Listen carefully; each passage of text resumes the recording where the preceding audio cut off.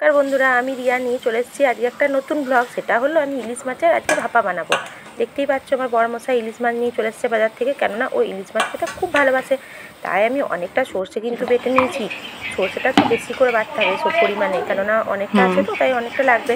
আর আমি কিন্তু এই সর্ষেটা এবার ছাঁকনি দিয়ে ছেঁকে নিচ্ছি। দেখো, একটু একটু করে ছেঁকে নিচ্ছি, একটু একটু করে জল দিয়ে এইভাবেই কিন্তু ছেঁকে নিতে হবে। আমি এইভাবেই কিন্তু বানাই। আমার মনে হয় টেস্টটা ঠিক হলেই হলো, তাতে প্রসেসটা যেমনই হোক। তাই আমি শর্টকাটে এইভাবে বানানোর চেষ্টা করি। তা আমি কিন্তু রেডি করে নিয়েছি আমার সব। দেখুন সর্ষেটা প্রায় ছাঁকা হয়ে এসছে। আমি সবসময় চেষ্টা করি একটু নিজের মতো করে বানাবো। জানি না সেটা ভালো হয় বা খারাপ, আমার এটা ইচ্ছা বা আমি এইভাবেই বানিয়ে থাকি।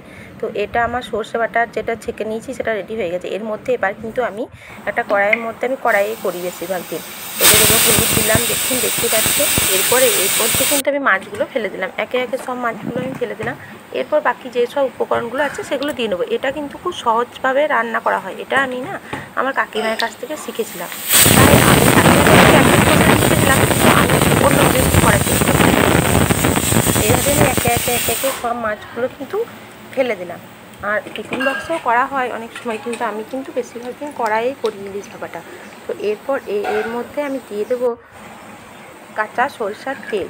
পরিমাণ মতো দিতে হবে, কাঁচা যতটা যার হবে সেইভাবে দিতে হবে। এরপর হলুদ দিয়ে দিলাম, দেখতেই পাচ্ছেন, নুন হলুদ। এরপর আমি দিয়ে দেবো কটা কাঁচা লঙ্কা, দুভাগ করে, সেইগুলো কয়েকটা পরিমাণ মতো যে যেমন ঝাল খায় সেইভাবে কিন্তু দিতে হবে। এরপর আমি এইগুলো সব কিন্তু মিক্সড করে নেব।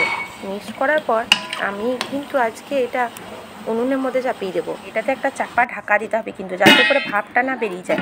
ঢাকা দিয়ে আমি কিন্তু এটা উনুনের মধ্যে বসিয়ে দিয়েছি। এবার দেখুন হয়ে গেছে। এটা অনেকক্ষণ 20 মিনিট মতো আমি ফুটিয়েছি। তারপর কিন্তু আমি ঢাকাটা খুলেছি। তবে এই ঢাকাটা বেশি খুললে কিন্তু হবে না, তাহলে কিন্তু সুগন্ধটা কিন্তু চলে যাবে। তাই ভিডিওটা কেমন লাগলো অতি অবশ্যই কিন্তু জানাবে।